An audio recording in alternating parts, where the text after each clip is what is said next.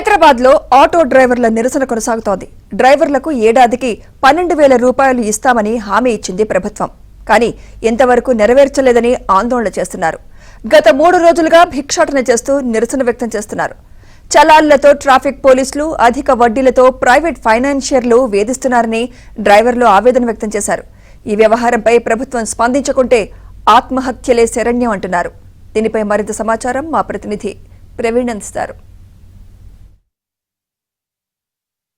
రాష్ట్ర ప్రభుత్వం ఇచ్చినటువంటి హామీలు అమలు చేయకపోవడంతో ఆటో డ్రైవర్లందరూ కూడా మహాధర్నా చేపట్టినట్టు పరిస్థితి కనిపిస్తోంది. ముఖ్యంగా 12,000 రూపాయలు ఆటో డ్రైవర్లందరూ కూడా ఇచ్చి ఆదుకుంటామని చెప్పేసి రాష్ట్ర ప్రభుత్వం అధికారంలోకి వచ్చింది. కాంగ్రెస్ ప్రభుత్వం అధికారంలోకి వచ్చిన తర్వాత ఆటో డ్రైవర్లను పూర్తిగా కూడా పరిచయం పెట్టింది. మేము ఎన్నిసార్లు వాళ్ళకి విన్నపాలు చేసినా కూడా పట్టించుకోవట్లేదని చెప్పేసి చెప్తామని పరిస్థితి కనిపిస్తుంది. ఇప్పటికే కాంగ్రెస్ సంబంధించినటువంటి నాయకులకి చాలాసార్లు రిప్రజెంటేషన్ ఇచ్చాము. సో ఇప్పటికి కూడా వాళ్ళు రెస్పాండ్ అవ్వలేదని చెప్పి చెప్తున్నారు. అదే ట్రాన్స్పోర్ట్ మినిస్టర్ పొన్నం ప్రభాకర్ గారిని కూడా కలిసాము. ఈ నేపథ్యంలో ఎలాంటి రెస్పాన్స్ లేకపోవడంతో మొన్న పూర్తిగా జాక్ నేతృత్వంలో ఇందిరా పార్క్ దగ్గర పూర్తిగా మహాధర్నా నిర్వహించాము. దానికి సంబంధించి కూడా సక్సెస్ అయిపోయింది. అయినా కూడా ప్రభుత్వం నుంచి ఎలాంటి రెస్పాన్స్ రాకపోవడంతో పూర్తిగా ఆటో డ్రైవర్లు అందరూ కూడా భిక్షాటన చేస్తున్న పరిస్థితి కనిపిస్తుంది. ముఖ్యంగా ఉచిత బస్సు ప్రయాణం కావచ్చు, ఓలా, ఊబర్, ర్యాపిడోకి సంబంధించినటువంటి విషయాల్లో పూర్తిగా కూడా వాటికి సంబంధించి చర్యలు తీసుకోవాలని చెప్తా ఉన్నారు. వాళ్ళతో మాట్లాడదాం. సో ఎలా ఉంది సార్ మొత్తంగా గతంలో మొన్న ఈ మధ్య కూడా మీరు ఇందిరా పార్క్ దగ్గర ధర్నా చేశారు, జాక్ నేతృత్వంలో ధర్నా చేశారు. సో ప్రభుత్వం నుంచి రెస్పాన్స్ వచ్చిందా? మళ్ళీ ఇప్పుడు భిక్షాటన అని చెప్పేసి అంటున్నారు. అలాగే భవిష్యత్తులో ఇంకా కార్యక్రమాలు ఉంటాయని చెప్పి చెప్తున్నారు. సో ఎలా ఉంది మొత్తం, ఏం చెప్తున్నారు అధికారులు? తెలంగాణ రాష్ట్రంలో రేవంత్ గారి ప్రభుత్వం ఏర్పడ్డటువంటి తర్వాత ఆటో డ్రైవర్లు రోడ్డు మీద పడేటువంటి పరిస్థితి నిర్మాణమైంది. ప్రధానంగా నేను ఒకటి చెప్పదలుచుకున్నా, ఆటో డ్రైవర్లుగా, ఆటో ఐకాసాగా మేము చేసేటువంటి ఉద్యమము ఏ రాజకీయ పార్టీకి మద్దతు కాదు, ఏ రాజకీయ పార్టీకి వ్యతిరేకం కాదు. మాకు కడుపులు కాలుతున్నాయి కాబట్టి, ఈరోజు మా ఉపాధి కోల్పోయింది కాబట్టి, అదేవిధంగా ఆటో డ్రైవర్లు ఆత్మహత్యలకు పాల్పడ్డము, ఆర్థిక ఇబ్బందులతో గుండాగిపోతుంది కాబట్టి ఉద్యమాన్ని ప్రారంభం చేశాం. అదేవిధంగా 12,000 రూపాయలు ఈ డ్రైవర్లకు ఇస్తున్నామని చెప్పారు. కానీ ఈరోజు 12,000 రూపాయల యొక్క ఊసు లేదు. మరి సింగరేణి కార్మికులకు కోట్ల రూపాయలు ఇచ్చారు, చాలా సంతోషం. అదేవిధంగా ఆర్టీసీ కార్మికులకు ఇస్తారు, లేకపోతే ప్రభుత్వ ఉద్యోగులకు ఇస్తారు. ఆటో డ్రైవర్ల ఉపాధిని మాత్రం గుంజుకుంటారు.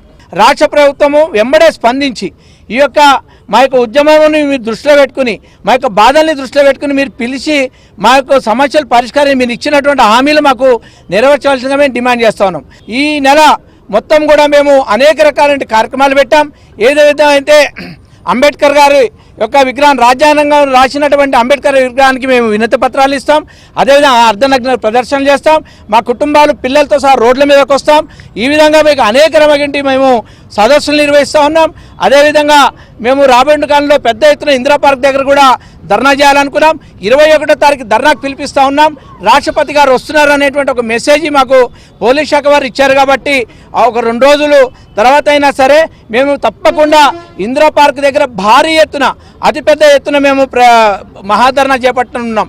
ఎక్కడ కూడా మాకు ఏ రాజకీయ పార్టీని కూడా మేము మద్దతు అడగట్లేదు. దయచేసి రాజకీయ నాయకులకు చేతులు జోడించి చెప్తున్నాం, మా ధర్నాలో మీరు ఇన్వాల్వ్ కాకండి. ఎలా ఉంది మీ గ్రౌండ్ లెవెల్లో పరిస్థితి? ఎలా ఉంది మీకు? నిజంగా గ్రౌండ్ లెవెల్లో ఓలా ఊబర్ వచ్చిన తర్వాత ఏమైనా ఇబ్బంది ఎదుర్కొంటున్నారు నిజంగా మీరు? ఓలా, ఊబర్, రాపిడ్ ఈ మా ఘోరంగా బైకులకు ఆటో వాళ్ళ పరిస్థితి అంటే, ఇలా బస్సు ఫ్రీ చేస్తే మా ఫ్యామిలీ, మా పిల్లలు కూడా పోతున్నారు, అందరు పోతున్నారు. దానికి బస్సు వలన ఈ బైకులకు ఓలా, ఊబర్, రాపిడ్ వలన మాకు చాలా ఎఫెక్ట్ పడుతుంది. ఇటువంటి ఆటో డ్రైవర్లు ఫైనాన్సులు, బండ్ల ఫైనాన్స్ కట్టుకోలేకపోతున్నాం. ఇంట్లో కిరాయి లేక, ఇల్లు కట్టుకోలేక, పిల్లల ఫీజులు కట్టలేక, ఏం లేక మేము ఇది చేస్తున్నాం. రోజు 500, 200 పెట్టుకొని జేబులో పోదామంటే, రాత్రి ఇంటి వరకు తిందామంటే కూడా, ఇంట్లో కొనుక్కొచ్చుకుందామంటే కూడా డబ్బులు లేని పరిస్థితి అయిపోయింది. మా పిల్లల బతుకులు ఎట్లా, మా ఆటో డ్రైవర్ల బతుకులు ఎట్లా? మాకైతే ఆటో డ్రైవర్ల పొట్ట మీద ఎవ్వరు వచ్చినా, ఏ రాజకీయ నాయకుడు వచ్చినా కానీ ఆటో డ్రైవర్ల పొట్ట మీద కొట్టుడే కానీ మాకు పని చేసిన వాళ్ళు ఎవ్వరూ లేరు. మేము ఏదైనా ఒకటి ఇళ్ళల్లో ఊరేసుకొని ఇంత మందు తాగి సత్య కార్యక్రమం అయిపోయింది ఆటో డ్రైవర్ల. మీటర్ ఛార్జెస్ కూడా పెంచాలని చెప్పేసి చెప్పిన పరిస్థితి కనిపిస్తూ ఉంది. గతంలో 13 డిమాండ్లు పెట్టారు, మొత్తం కూడా మీరు ఐకాసాలో 13 డిమాండ్లు పెట్టారు. సో దానికి సంబంధించి ఏం చెప్తారు మీరు? రేవంత్ రెడ్డి అధికారంలోకి రానికి కొన్ని హామీల ప్రకారంగా ఉచిత బస్సు ప్రయాణం, మహాలక్ష్మి కింద ఉచిత ప్రయాణం పెట్టి మళ్ళీ అలా ఆటో కార్మికులు రోడ్డున పడేసిరు. అదేవిధంగా గవర్నమెంట్ ఏదైతే 12,000 ఇస్తున్నదో ఇంతవరకు ఇవ్వలేదు. మొన్న తూతూ మంత్రంగా మా జేఏసీని పిలిచి మాట్లాడి చర్చలు జరిపింది, కానీ మీకు ఇది ఇస్తామన్నారు, ఇక 12,000 చేస్తాం, మీరు ఏం బాధపడకండి అన్నారు, కానీ ఇప్పటి వరకు దాన్ని ఊసేలేదు. గత ప్రభుత్వం టీఆర్ఎస్ ప్రభుత్వం ఓలో ఊబర్ బైకులు తెచ్చి ఏ ట్యాక్స్ ప్లేట్ లేనటువంటి బైకులకు పర్మిషన్ ఇచ్చి ఇవాళ ఆటో కార్మికులను రోడ్ల పడేసిందంటే అది గత ప్రభుత్వాన్ని కూడా నేను తెలియజేస్తున్న మీడియా ద్వారా.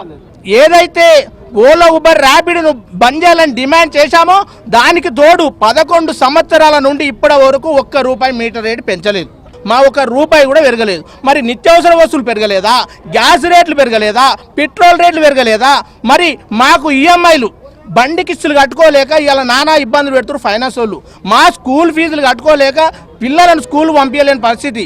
ఇక్కడ డొక్కలన్నీ వాళ్ళంతా ఏకమై ఇవాళ ఈ జూబ్లీ బస్ స్టాండ్లో మరి ఏకతాటికి వచ్చి రేపు కార్యాచరణ ఏదైతే మా రవిశంకర్ అన్న ట్రేడ్ యూనియన్ జనరల్ సెక్రటరీ నిర్ణయిస్తాడో జేఏసీగా దాని ప్రకారం ప్రతి ఒక్కరం నలుమూలల గ్రామాన్న అందరినీ ఏకం చేసి మరి భారీ ఎత్తున ఇంద్రభారత్ జరుగుతున్న 21వ తారీఖు ఉద్యమం చేపడతామని కూడా నేను టీఆర్ఏ ప్రెసిడెంట్గా చెప్తున్నాను. రాష్ట్ర ప్రభుత్వం అధికారంలోకి వచ్చిన తర్వాత ప్రధాన డిమాండ్లు ఏదైతే ఇచ్చిందో ₹12,000 సంబంధించిన డిమాండ్ ఏదైతే ఇచ్చిందో ఆ డిమాండ్ నెరవేర్చలేదు. అలాగే సంక్షేమ బోర్డు ఏర్పాటు చేస్తామని చెప్పి సంక్షేమ బోర్డు ఏర్పాటు చేయలేదు. అలాగే మీటర్కి సంబంధించిన ఛార్జీలు పెంచుతామని చెప్పేసి మీటర్కి సంబంధించిన ఛార్జీలు కూడా పెంచలేదు. మొత్తంగా 13 డిమాండ్లు నెరవేర్స్తామని చెప్పేసి ఆటో వర్కర్స్కి ఆటో డ్రైవర్లకి ప్రామిస్ చేసింది. ఆ ప్రామిస్ అన్నింటిని కూడా నెరవేర్చలేదు.